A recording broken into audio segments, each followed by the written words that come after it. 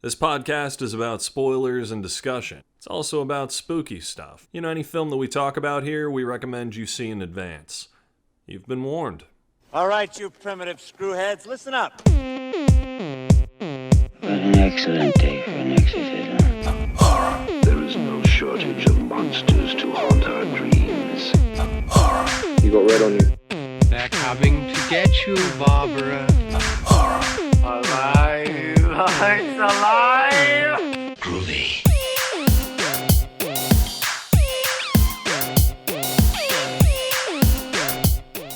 Hi, and welcome to Oh the Horror.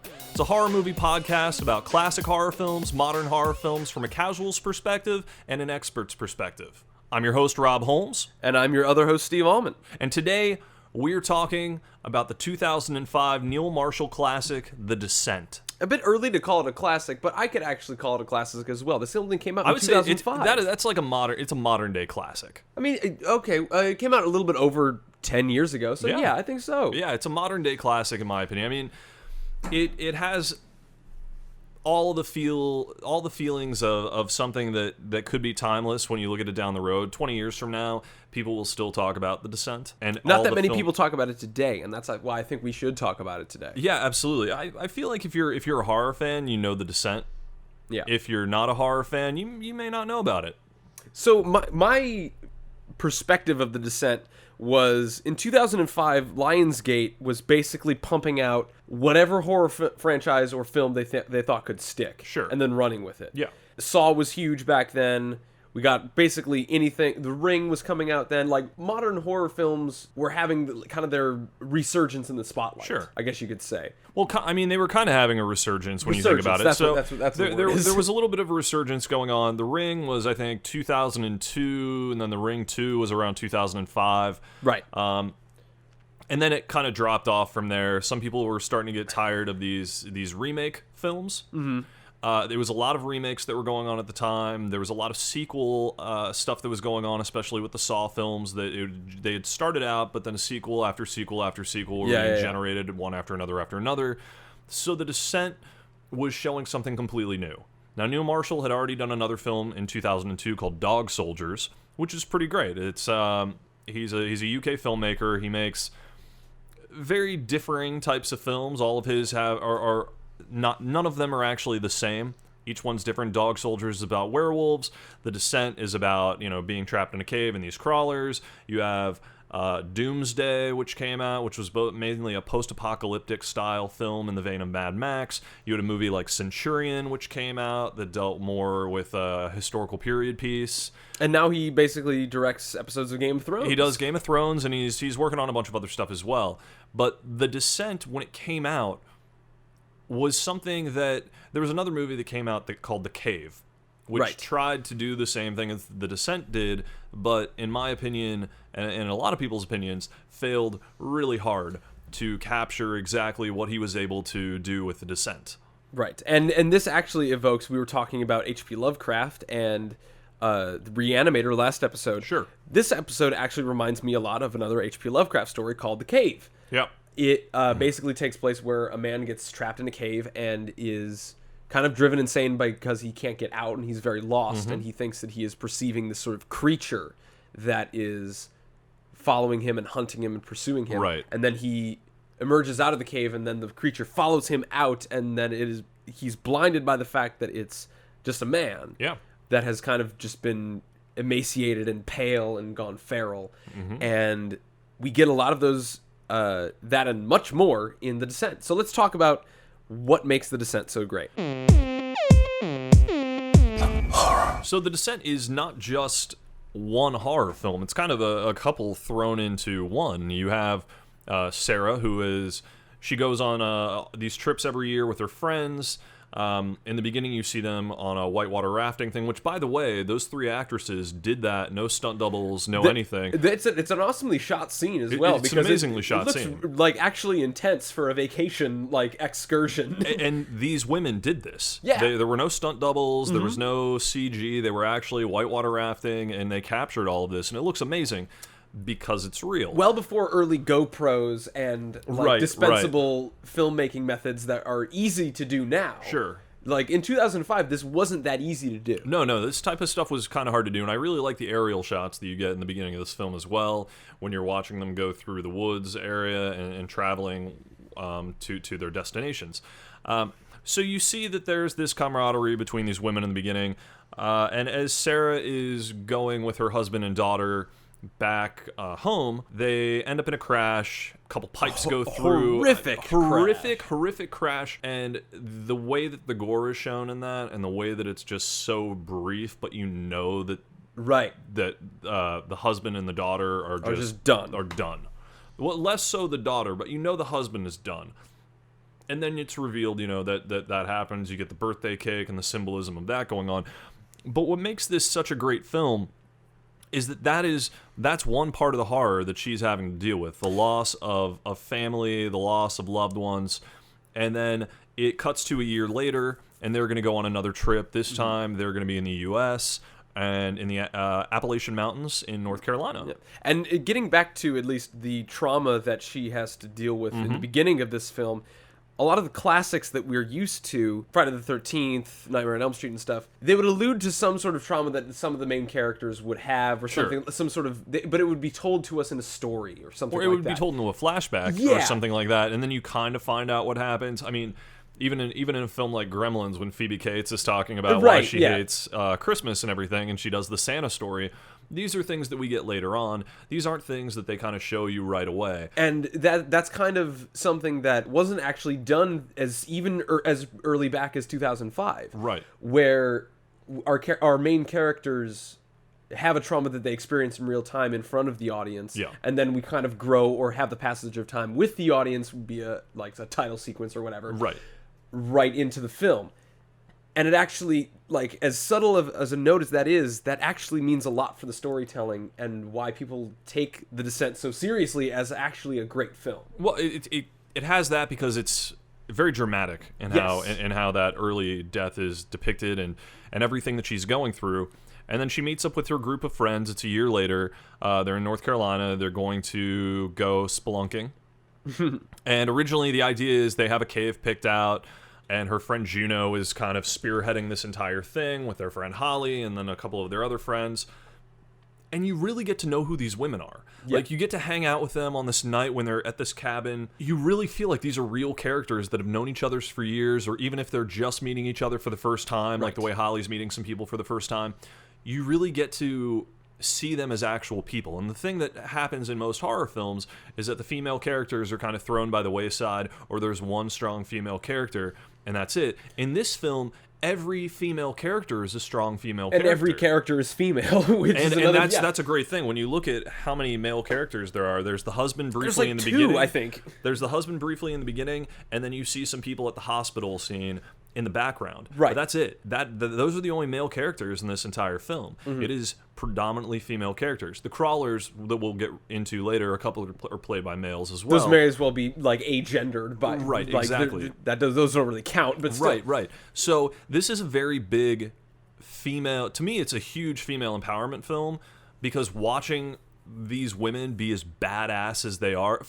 Number one, they're doing these crazy ass adventures that I wouldn't even in my wildest dreams think, all right, well, I'm gonna stand back here and I'm gonna go spelunking and into a cave and just like trust this rope to hold me. No way in hell am I gonna do that. No way in hell am I gonna go whitewater rafting. Like, these are some badass women, and we're introduced to them right off the bat as being complete and total badasses. And I think that to me is awesome. No, it absolutely is. And I think that there's a lot of symbolism you can actually draw with the fact of an all-female cast put into a situation like this, where they are kind of suppressed and trapped in this cave with these almost unknown creatures and threats and all these traumas that they've had in their lives, and other traumas that all of these other women have alluded to in their lives. That, like, they have their own problems. They're people, like everybody else absolutely. Does. And it goes beyond, really, even the creatures. If we want to say, so in this film, you aren't even revealed to the creature, or the creatures aren't even revealed to you until a shadow of one about 45 minutes in. Right. And the creature attack doesn't even come into play until almost an hour into the film. Mm-hmm. This is an hour and 40-minute movie. What makes this film so great right off the bat is the caves. When they get into this area of caves. Now, these weren't real caves that they filmed in. These were actually set pieces, but it was done so well that it made it all feel realistic. And honestly, if you told me they were real caves, I would believe you. Because like that, it's a horrifyingly well done claustrophobic feel with And all of this film. The film itself could have been just them trapped in caves trying to get out, And it would still have just been just as much of a horror film. Exactly, and that's what makes this film so great, is that you're dealing with the horror of losing someone right off the bat. Then you're dealing with the horror of being trapped inside of these caves. So they get into this cave area, and it turns out Juno has taken them to a cave that has never been... no one's ever been there before. It's unexplored territory, undiscovered territory. They were going to name it themselves. She leaves the guidebook back. So they're going to go into someplace completely new, which... Fuck all that. No. Fuck all that, because you don't even know what you're getting into. Yeah, so no. being trapped in there, they get through this one area and there's a rock slide, so they're trapped in one side of the cave. Yeah. So they're like, all right, well, we'll wait until someone comes and rescues us, and then it's the reveal of, no, we're legitimately just trapped in here. We can't... Right. We're going to have to kind of find our way out. And that in itself would make a great horror film. Mm-hmm. And I want to actually speak about the cinematography for this movie again, because you mentioned the fact that these are all set piece caves. Yeah. And they do an amazing job of communicating, because a lot of the things that happen in the caves themselves is communicated to you by either shafts of light or not shafts of light. Right. And you are expected to understand by the fact that, like, oh, this part over here, this dark patch over here is their way out, and this is not their way. Like, it's the mark of a good filmmaker to actually decipher that language of knowing to the audience where a person is and where you need to be and how far they've gone. Yeah. You never feel lost when you're in. You never know what's going. They never not going over-explain everything either. Exactly. So, like, when Juno pulls out a lighter and you see her go from one area to another, when you see that flame flicker, she knows that there's air that's coming through that area. Yeah. And that's the way that they need to go. Mm-hmm. It's never overly explained. It's never just thrown out there as being like, oh, this is it. But there's so many moments of tension in this film. Like the fact that there's the rock collapse right in the beginning, where there's the one area where they have to free climb over this crevasse that goes down, I think hundreds of feet probably. They drop a rock at one point, and it just keeps going. You just don't hear anything for a while, and then you go... She's like, well, at least now we know where the bottom is. It's like, holy shit, man. That's horrifying. And you're watching these women, or this one in particular, pull herself across in this tiny crevasse, putting up these little pieces. Like little belay pieces. Belay pieces, so they can go into that, and you're like hoping this shit holds. And then you find one that's been there. Like one that's about 100 years old that's sitting in there. So you're like, okay, someone's been here at one point. Holy shit. So you get this little reveal going on there. But the tension that you have, wondering, are they going to make it? Is one of them going to fall? Like, what the hell is going to happen? Yeah. And then a lot of the lighting that you get in this film is done mainly through flares, whether it's the red flare or it's through the green glow sticks. Right.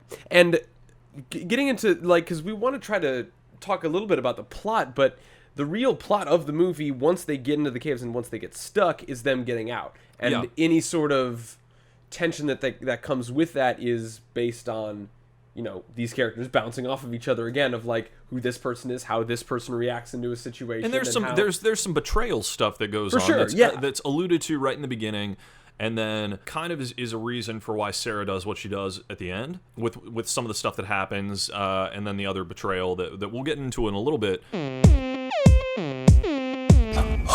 This film is such an exercise in pure terror. Just trying to really capitalize on people's fears of claustrophobia, the unknown. And it builds on tension. It builds on tension really, really well. It is great in every sort of scene or set piece that it has, of presenting the situation, executing it in a way that you would expect, and then changing those expectations to up that tension even further in every single scene. Yeah. Because by the time we get to the monsters, you're like, oh, fuck, this now. Yeah. And then the movie it's a weird, because once we get to the crawlers or the monsters or whatever you want to call them, the movie almost changes, but you don't feel out of pace with it. No. And again, that's another great thing that this movie does, because it throws this complete curveball, seemingly, of, okay, now monsters. Well, I mean, if you've seen the trailer, you know that that's the basic premise for right, it. I mean, they do that big reveal in the trailer.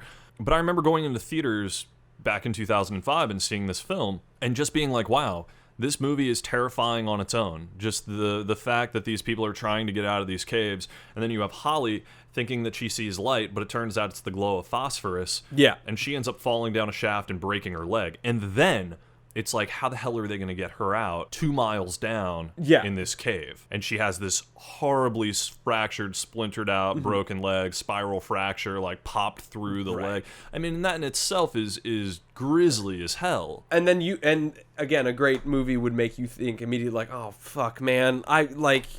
If that was me or if that was my friend, I'd be like, I can't, like, what do we do, man? And they know what to do because one of them's right away. One of them's a med student, and she's totally like, look, you guys stay calm. We're gonna do this. Sarah runs off.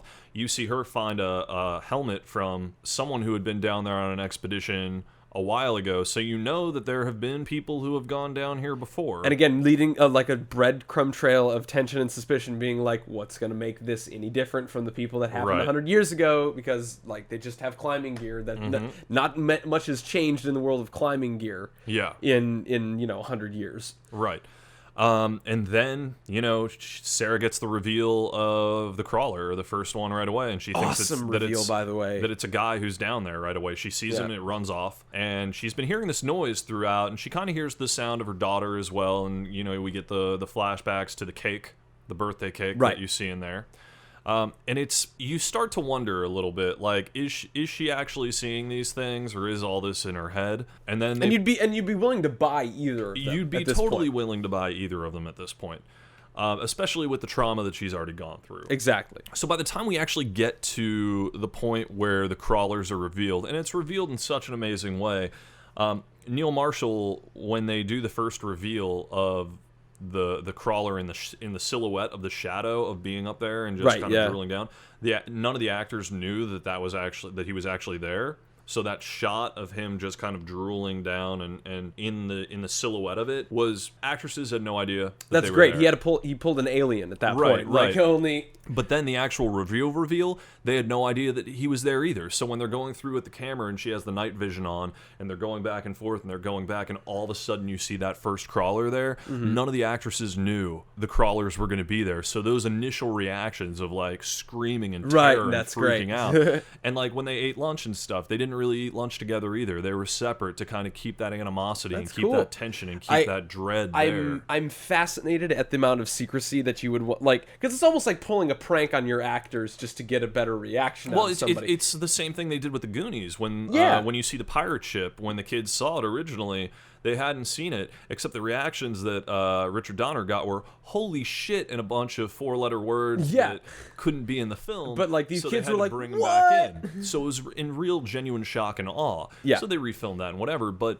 for this, especially with these creatures, to not know what you're getting into and all of a sudden that reveal to happen in such a tight confined space. Now granted, they were set pieces and not actual caves. True. But it all looks like actual caves. Yeah, that's some scary. That's some horrifying stuff. I don't know how you filmed that in the pitch dark while having a full camera crew and a mess hall and craft services and all this stuff. I think it comes down to post production and changing your lighting and adjusting everything once you're in the editing room. The point is, you've just upped the ante even more. You already have a film that has ratcheted up the tension by having them trapped in a place that they don't know. So it's place of the unknown.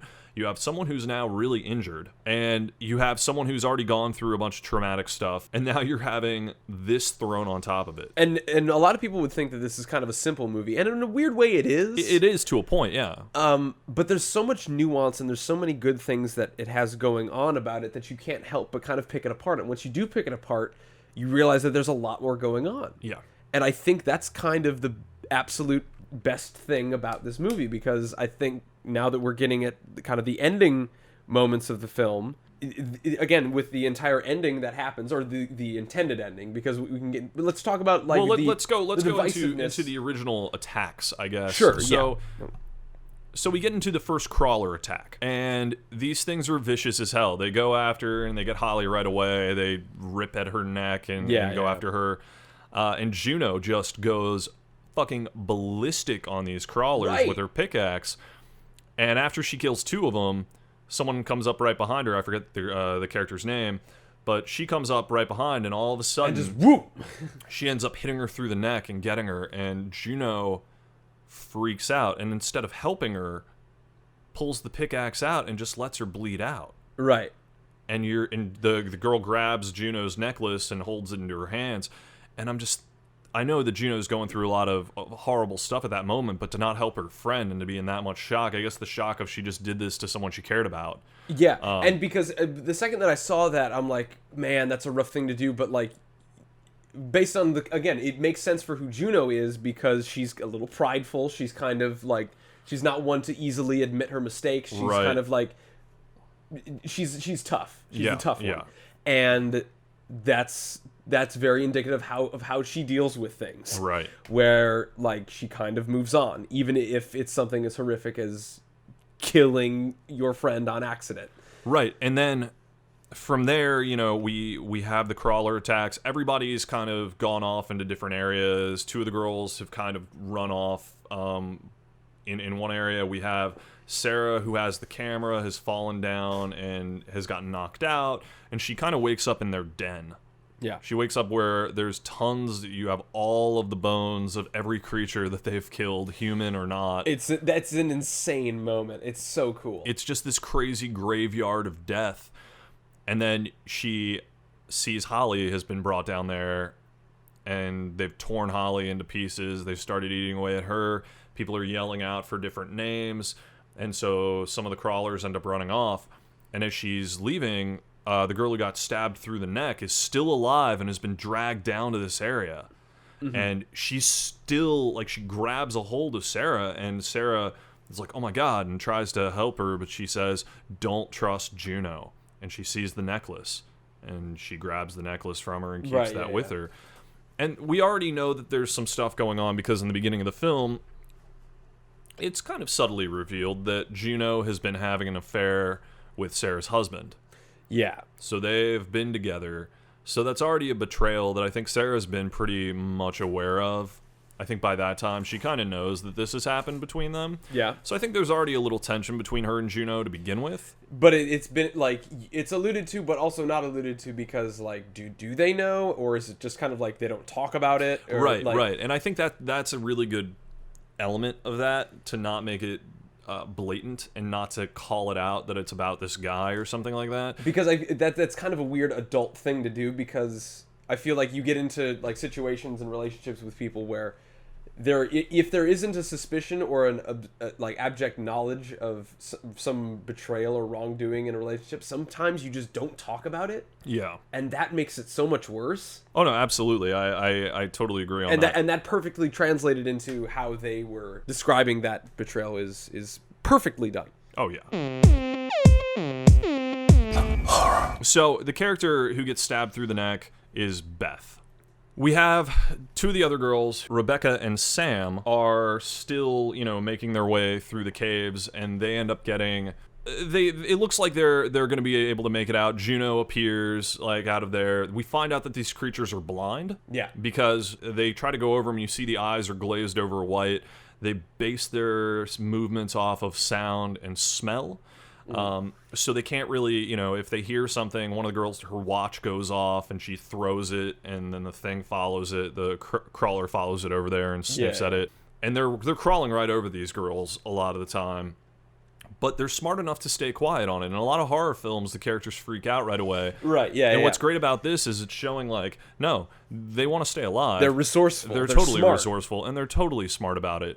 And that's what really made it fantastic. So one of the characters, she's like, I'm gonna get across. I'm gonna get across this watery pit area at one point, and is starting to go. And Juno and the other girl's like, no, come back. And the crawlers, because they can crawl on the top of the caves, just rips her throat out. But she stabs that fucker too, because she's not gonna go. No, she ain't going down like that. No. And then, the other character gets shredded apart very soon thereafter. So now it's just Juno and Sarah seem to be the only two that are left, because Rebecca and Sam have been totally taken out. Yeah.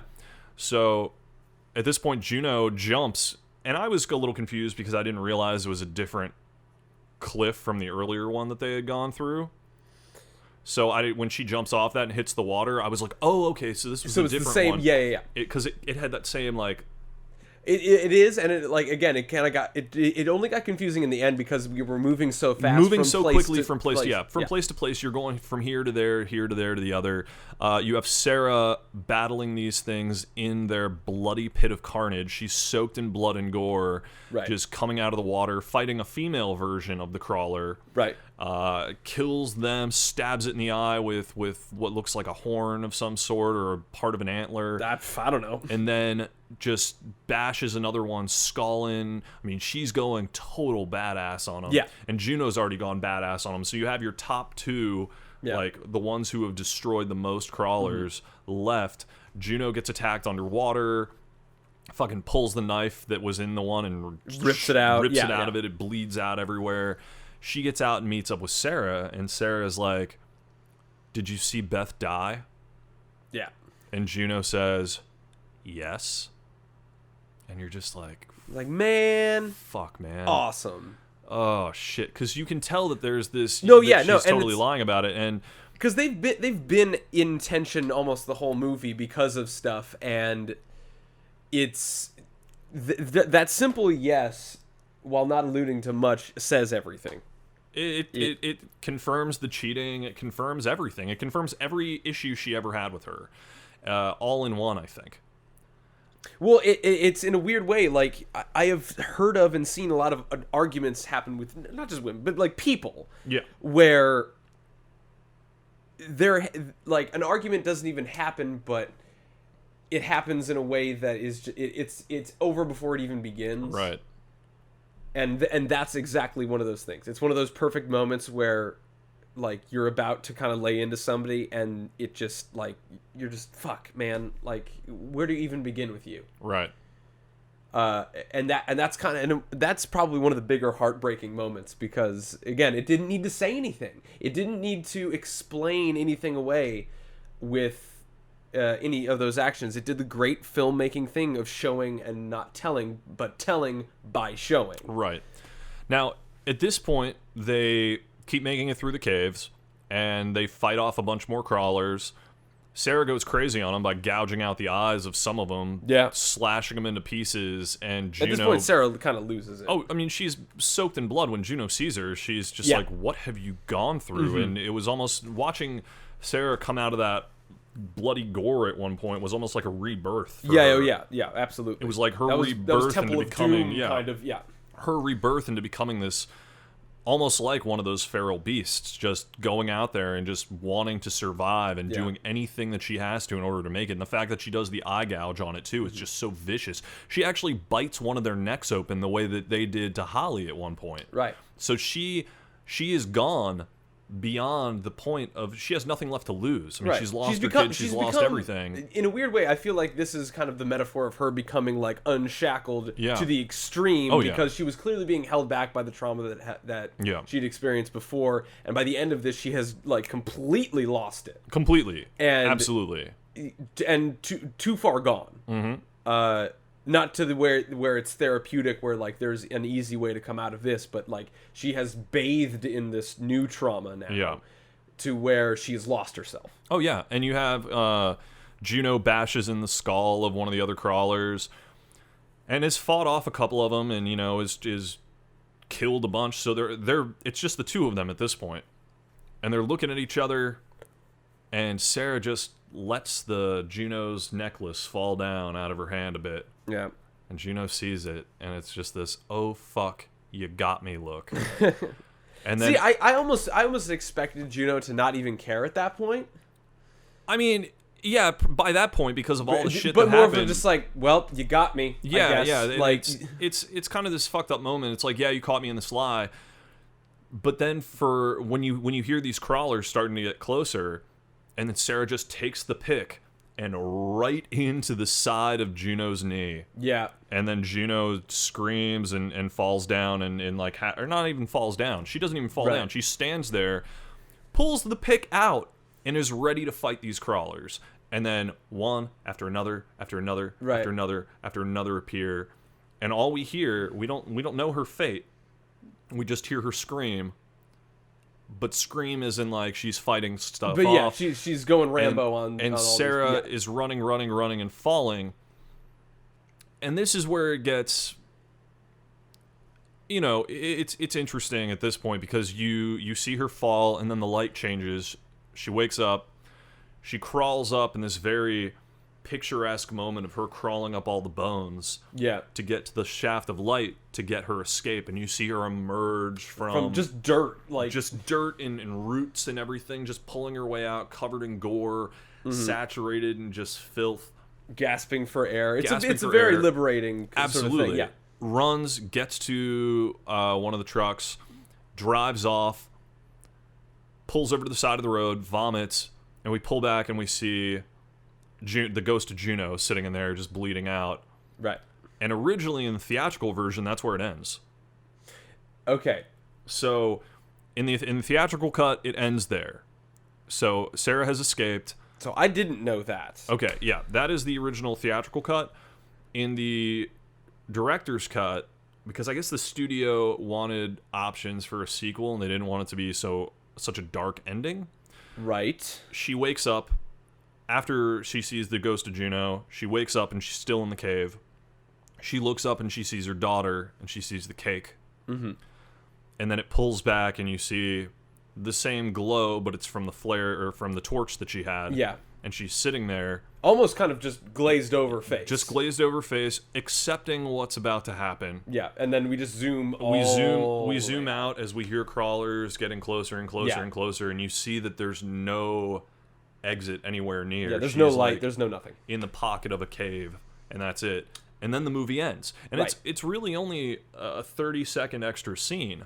Yeah. But that extra 30 seconds adds that hopelessness and that desolation of, like, there's no way out. So I always went back and forth with the director's cut ending, because I actually thought that the director's cut ending of her never escaping was the only ending that I knew of. Right. But I was always confused as to why you would just cop out with even showing her escaping or her even fantasizing about escaping when she would then immediately hallucinate or kind of succumb to wanting to just go back to the birthday cake and thinking about her daughter and the family and all that stuff. I think in that aspect, because that would have been her hallucination. Right. That would have been her escape. Well, to I think accept that fate in a in weird her way. dream, she escaped, but it was still going to be haunted by something. True. So she woke up from that, and a dream is just a dream sometimes. And then the realization... Yeah, but the dream just happening to be the entire thing that you're working towards. Yeah, but you're going toward, you're getting the audience at that point. Yeah, and you're kind of tricking them on that. I think it's very... I like the original theatrical ending that they did in the UK, the one where it's where she gets out. No, she does. Where she gets out, but she doesn't get out. Okay, all right, yeah. In the US theatrical is where they cut it down. Okay. I think it's effective, but then, The Descent Part 2 happens. So 3 years later, they decide to make a sequel to The Descent, and it's not done by Neil Marshall. No, it has the same cast. The entire cast comes back for it, for different scenes. Like even the characters who were killed in the first, have moments where they're, I guess, appear in it for a little bit in the second one. You can tell that it's set pieces in the sequel where you couldn't tell that in the beginning. Yeah. They bring in some other actors for the sequel. The acting is really not very good, but it deals with Sarah actually having escaped, coming back to the cave, being brought back down there, and Juno is still alive, having fought these things off for however long. So that by itself is already insane. Well, it's already insane, yeah, but I was excited by the idea that they were going to do a Descent Part 2 until I saw it. Right. And then when I saw it, I was extremely disappointed. It didn't live up to the original at all. It didn't have the same tension. It felt rushed.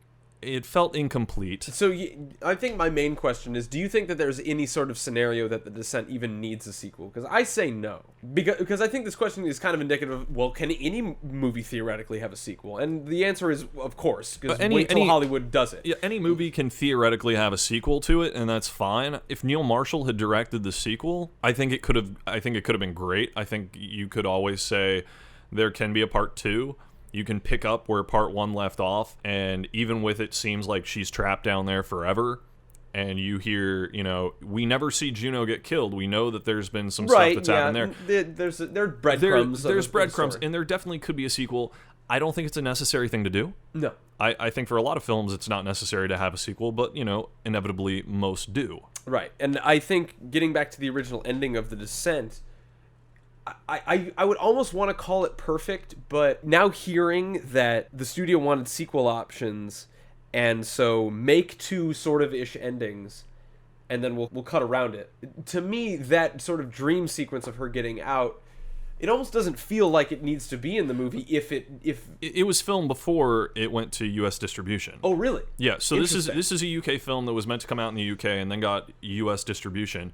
So when Lionsgate got a hold of it, that's where they said, "All right, let's trim off this little no hope ending so we can potentially have sequels." Okay. So that was already meant to be in there. It was to kind of give the audience hope that there could be something happening, and then just pulling out the rug. Interesting. Well, I think I would still be convinced that having some other sort of form of dream sequence would have been better. And then, because the perfect thing is like the light of the birthday cake, and then her looking up, and then like nothing's there, and then zooming out. Like, that's perfect. That's like, keep that forever. Sure. That's brilliant. I think that it has to, like, that perfectly bookends everything that came before, and it's borderline full circle. Yeah. Thematically, by the end of that movie, I would kind of just want to write off The Descent too. I mean, I like the way that the original ending goes, because, by the end of it, Sarah's lost everything. She's lost her friends, she's lost her family, she's lost all hope. And she's lost her mind. And she's lost her mind, and all she wants to do is see her daughter again. So she decides to see her daughter again. So she's totally comfortable with the situation she's put into, and understanding that, this is her fate. She's resigned herself to her fate. But I don't. But in a weird way, I don't feel like it's giving up. In a weird way, because I don't think it's giving up. I think it's she's still. If these things keep coming after her, she's going to keep fighting them. But she knows that in the end, she's not going to make it out. Right, and But it's kind of realizing the overall thematic arc of this woman. Yeah. Is what kind of elevates it from probably like the 99 percentile of horror films that we know of, because this is something that almost never happens. No. Usually there's. Films. I mean, yeah, you'll have like a dark ending for a lot of these films. Like they'll try and pull something right at the last couple of seconds to say, the killer will come back, or this will happen, or this. Right. But to leave it on such a dark level where it's like, these characters are not getting out of this. And it's definitive. It's definitely definitive. Yeah, that's a great way to go with it, because you don't know it right off the bat. Now, there's other films that have done this in the past where if it's a prequel to a horror film, let's say Texas Chainsaw Massacre: The Beginning, you know what's going to happen, because in the original Texas Chainsaw, it was the first time a survivor made it away from the house. So if the beginning is happening and it's a prequel, no one's making it out alive. Exactly, and that was a trailblazing moment in horror films back in the 70s. But that's one of those moments, though, when you're doing a prequel to a film, and you already know that there was only a survivor in the original film. If you're doing a prequel, then you know what you're getting into. Exactly. You know that all your characters are going to die, and that to me kind of sucks. But that's why I like The Descent so much, because you don't know what you're getting into. No, you don't know how it's going to go, and clearly you don't even know until the very end, really, because it's gone from it's zigzagged so many different ways. Some posters have her emerging from the ground. That scene at the end. Some of the posters for the film had that on it, so you're thinking there's going to be some hope going on. You're thinking that this is going to be a movie where people are actually going to be able to make it out at the end, and when they don't.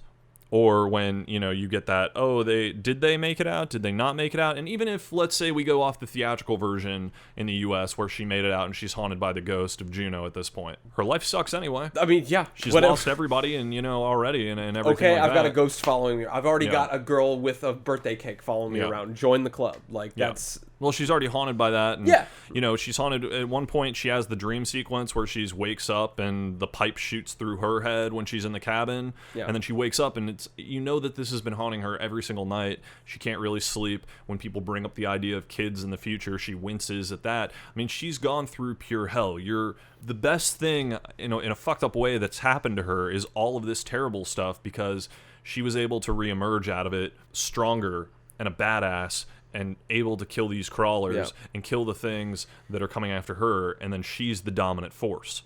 So even if she's trapped down there, she might be trapped down there. She could still survive. Yeah, she has ascended, though, while, descending in a weird way. Yeah. What we're trying to say is that this film is brilliant. Oh, it's absolutely brilliant. And we could easily say that this is something that needs to be revered. Yeah, and if you want to watch The Descent Part 2, go ahead. That's fine. It'll only make you appreciate the first one that much more, and it'll make you wish that it was just a standalone. I mean, seeing Paul Blart Mall Cop made me appreciate The Descent as well. I am glad that good movies come out and horror films can still exist. I certainly wouldn't, and I don't mean to bash The Descent 2 that much because I haven't actually even seen it, but to me, it's like when I heard that Blade Runner was getting a sequel. I'm like, why do you need one? Like, sure, it's fun, but why do you need one? Well, The Descent Part 2 could have been something amazing. Yeah. It had all of the trappings to be an amazing film, but the way it was put together, the lack of Neil Marshall being the director in it, I mean, you had the original cast come back, which was awesome, but, the direction wasn't very good. The set pieces weren't that great. The blood doesn't look right in it.